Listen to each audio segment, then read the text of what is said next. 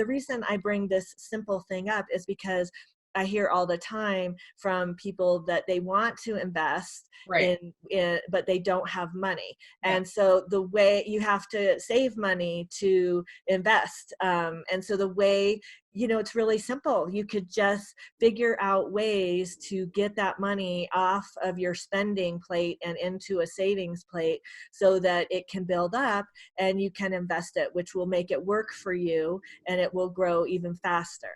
Right. Yeah. It's just like priorities, right? I mean, it's like you have to pay your rent and you got to buy groceries. And the next thing you got to do in line is save some money, right? Yeah, And and consider it paying yourself. Like, who do yeah. you want to pay the most? Yourself. So yeah, do that.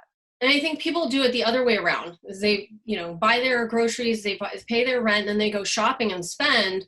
And then they're like, okay, well, what do I have left? Nothing. Oh, well, I can't save, right? And that's the cycle that people fall into. Whereas if you reprioritize the saving and you make that something that you must absolutely do, then you'll start to see, something coming in.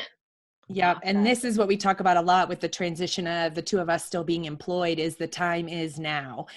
Take advantage of the paycheck and stash it away so that you can get ready for the jump when you want to make it.